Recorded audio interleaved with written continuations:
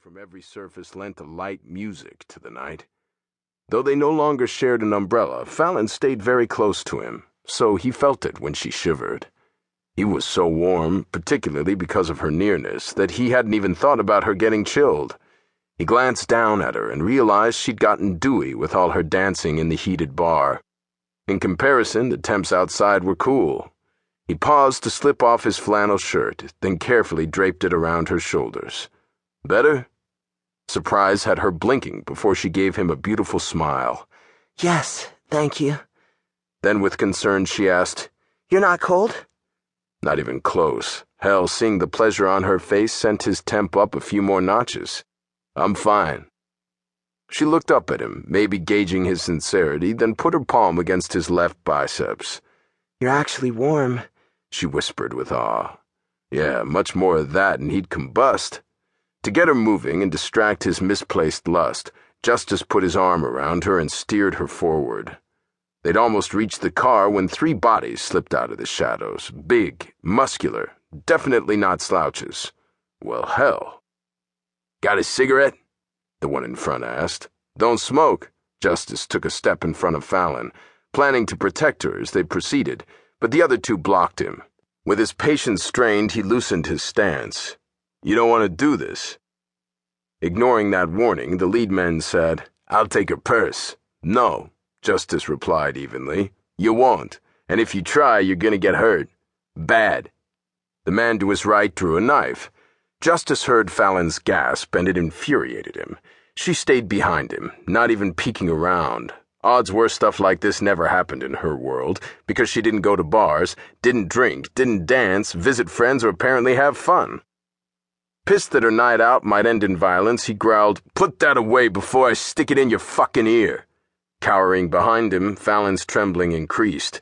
The most brazen one laughed. Ha ha ha ha! You're scaring her, dude. Just hand it over and we can all get on our way. Fuck it. You're right. He pivoted to the side as if to face Fallon, but as she started to give him her purse, he kicked out fast, catching the bastard in the face with his heel. The crunch of cartilage satisfied Justice. Even in his sneakers, his kick had likely done more than break the guy's nose, given the way he dropped. The knife wielder slashed out. With far faster reflexes, Justice ducked back and at the same time grabbed his wrist. With little effort, he broke it, then took the knife from his limp hand.